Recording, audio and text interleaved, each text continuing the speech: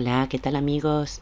En este vídeo quiero hablar de una obra de Luis Felipe Moyano, un escritor argentino también conocido con el seudónimo de Nimrod del Rosario y autor entre otras obras de los fundamentos de la sabiduría hiperbórea.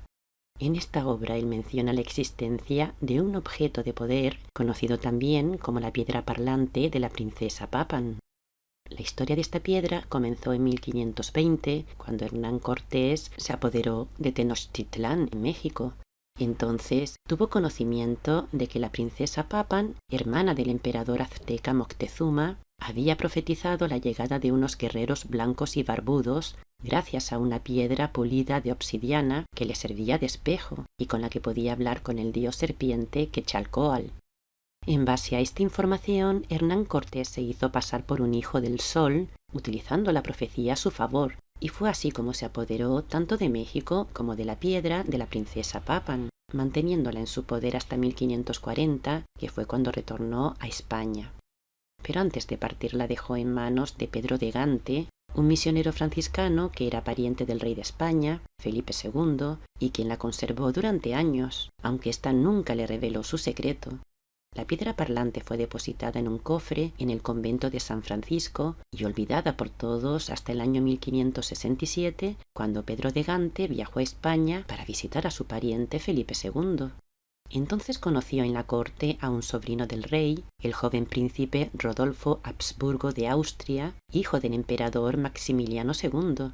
Pedro de Gante contó a Rodolfo la insólita creencia de que una piedra pulida permitía hablar a los aztecas con el dios serpiente, y cuando el emperador Maximiliano murió, su hijo Rodolfo se convirtió en rey de Roma, emperador de Alemania, así como rey de Hungría y Bohemia, estableciendo la corte principal en Praga.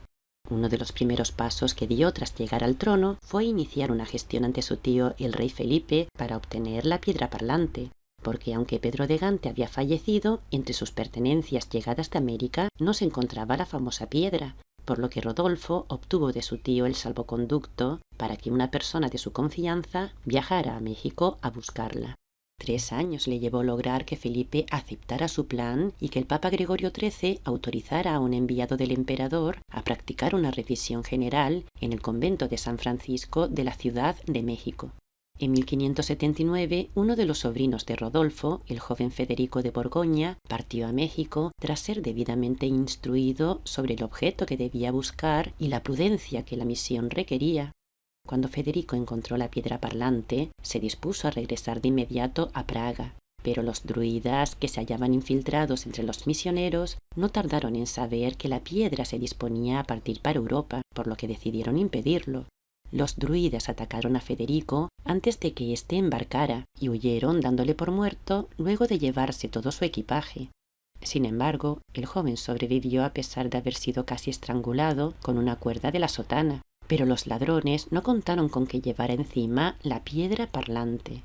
Colocada dentro de una bolsa de fino cuero de pecarí, la reliquia se hallaba oculta en las ropas que vestía el joven cuando fue atacado.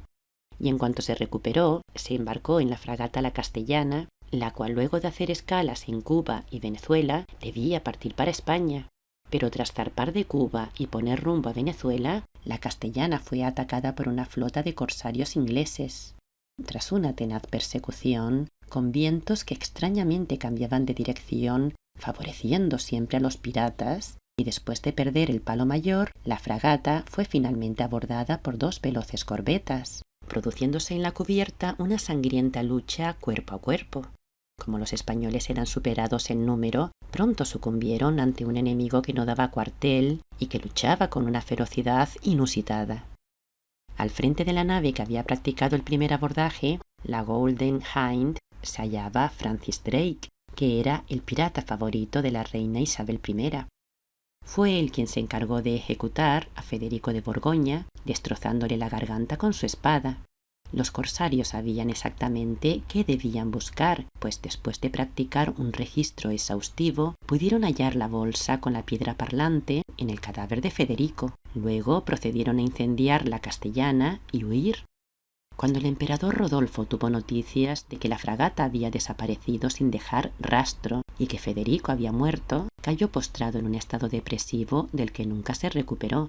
La piedra azteca que se encontraba en poder de Francis Drake fue entregada a Isabel, quien, intrigada por el inusitado brillo que despedía una de sus caras, decidió consultar al doctor John Dee, experto en óptica y uno de los sabios más importantes del reino.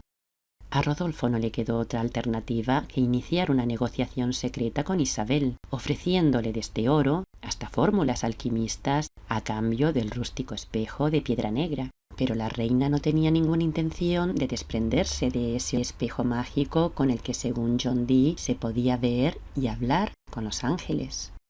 John Dee sabía que con los sobrevivientes de la Atlántida se habían salvado cierto número de aquellas piedras que los hiperbóreos empleaban en sus operaciones mágicas, y que cuando los hiperbóreos se retiraron a vivir a Agartha, estas piedras habían posibilitado la comunicación con ellos a modo de oráculo. Como en la Atlántida quien operaba esta tecnología eran las sacerdotisas, los sobrevivientes formaron castas de sacerdotisas, las cuales fueron comunes entre los incas, aztecas, troyanos, griegos, romanos o egipcios. Pero los druidas, que empleaban estas piedras en sus prácticas mágicas, se cuidaron muy bien de impedir que nadie más las poseyera, recurriendo a cualquier procedimiento, desde el engaño, la intriga o el hechizo. Fueron recuperando todas las que habían conservado los sobrevivientes atlantes. De hecho, no pocas de las más sangrientas guerras que registra la historia se llevaron a cabo con el oculto propósito de destruir alguno de estos oráculos. Por este motivo, los druidas también pretendían hacerse con la piedra de la princesa Papan. Mientras, John Dee avanzaba en su conocimiento oculto, haciéndose con ciertos manuscritos muy valiosos que consiguió en Bruselas cuando encarcelaron a Cornelio Agripa. Entre los documentos hallados en el baúl de Cornelio Agripa se encontraban 8 libros manuscritos que contenían un conjunto de secretos para comunicarse con los ángeles.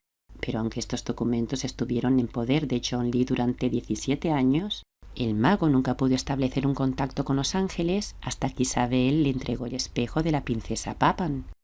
A partir de entonces, todos sus anhelos comenzaron a verse satisfechos. Según tomó entre sus manos por primera vez el misterioso espejo de piedra, se sintió irresistiblemente atraído por su profundo brillo. La sensación era tan intensa que le costó bastante esfuerzo apartar su vista de él. Y cuando la vibración del espejo y la suya estuvieron en sintonía, éste se activó, poniéndole en comunicación con los ángeles. A partir de aquí, los ángeles le dieron instrucciones para que se encargara de la formación de una élite humana de superhombres que controlaran a la muchedumbre y que las llevaran a un punto de mutación colectiva. Con la ayuda del espejo mágico y gracias a los conocimientos que había obtenido por medio de las obras que tenía en su poder, John Dee elaboró un plan secreto. Un plan que fue conocido como el Proyecto Thule y que tenía como objetivo dotar a Inglaterra de la supremacía marítima y terrestre sobre todo el mundo conocido, lo que aseguraría a Isabel un vasto imperio universal como jamás antes se había visto. Pero la imprudente publicidad dada al asunto del espejo parlante atrajo a algunos curiosos indeseables, entre los que se encontraban los druidas galeses que pululaban por la corte de Isabel. A partir de entonces, una poderosa conspiración comenzó a gestarse en contra de John Dee, la cual se inició cuando enviaron a Londres a Barnabas Saúl y a un temible druida de nombre Edward Talbot, también conocido como Kelly. Aunque Barnabas Saúl se acercó a la intimidad de John Dee, precedido de una cierta fama de clarividente, su excesivo interés por la piedra parlante y la falsedad de algunas comunicaciones que decía haber obtenido le llevaron a una crisis en su relación con John Dee, la cual culminó con el despido del espía hebreo. Pero fue Kelly quien se convirtió en el brazo ejecutor que llevó a John Dee a la ruina. La estrategia para neutralizarle consistía en crear una intriga en la corte para desprestigiarle y aislarle de la reina Isabel, que era su protectora. Kelly debía permanecer siempre a su lado para obtener el espejo mágico, recuperar el material que John tenía en su poder y luego asesinarle cuando el desprestigio le hubiese sumido en el olvido. Cuando el emperador alemán Rodolfo llevaba ya 4 años de negociaciones con Isabel para tener en su poder el codiciado espejo mágico, un día la reina le notificó que enviaría a Praga la piedra parlante con un sabio de su corte de nombre John Dee. Este partió en 1584 junto a Kelly, siendo recibido en la Praga imperial como uno de los sabios más importantes del siglo. Y cuando ya en la corte de Rodolfo le mostró a este la famosa piedra parlante de la princesa Papan, este la tomó temblando de emoción, pues tenía presente los esfuerzos hechos en el pasado para que ésta llegara a sus manos. Aunque ignoraba qué era lo que había hecho cambiar de parecer a la reina. Pero desde que la piedra se activó, el emperador alemán comenzó a obsesionarse y volverse loco, perdiendo también la salud y desatendiendo sus obligaciones. Así que un día le dijo a John Dee que no contara más con su presencia para practicar la evocación de los ángeles con la piedra negra, que daría la orden para que les escoltaran hasta el castillo de Benatec, por lo que podrían partir enseguida, y que no se olvidaran de llevarse ese horroroso espejo de piedra. A partir de aquí, el druida Kelly comenzó a divulgar por toda Praga algunos detalles relacionados con las actividades sentimentales del emperador, alegando que estos datos habían sido adivinados por el mago inglés haciendo uso del espejo de piedra. Entonces, el jefe del partido católico elevó una denuncia ante Rodolfo, acusando a John Dee de ser un espía de la reina de Inglaterra y de hechizar al emperador con el espejo de piedra, mediante el cual pudo obtener información de su vida privada, así como importantes secretos de Estado. Enfadado por esta noticia, Rodolfo mandó expulsar a John Dee inmediatamente de Bohemia, y su casa fue asaltada con el propósito de quemar su valiosa biblioteca de manuscritos alquimistas y libros prohibidos. Durante los 4 años que John Dee había permanecido en Bohemia, siguiendo la voz de los ángeles, había fundado la orden Sapiens Donabitur Astris, y tras su salida de Bohemia se refugió con Wilhelm von Rosenberg, haciendo realidad el plan establecido por los ángeles, por lo que ambos eligieron a 8 nobles pertenecientes a los más puros y antiguos linajes de Austria, Bohemia, Baviera, Sajonia, Mecklemburgo y Brandenburgo, nobles a los que iniciaron en la sabiduría hiperbórea. Y en 1589 estos príncipes iniciados firmaron con su sangre un pergamino por el que se comprometían a cumplir los objetivos establecidos y a hacer respetar la ley del secreto, estableciendo además una alianza perpetua entre su estirpe, de tal modo que los descendientes también estuviesen ligados a este plan por lazos de parentesco. En esta historia contada por Luis Felipe Moyano, nada más se nos dice del destino que vivió el espejo de obsidiana de la princesa Papan. Pero lo que es evidente es que el poder de la reina Isabel se hizo inmenso en todo el mundo. Y esto fue gracias al espejo mágico. Hasta pronto, amigos.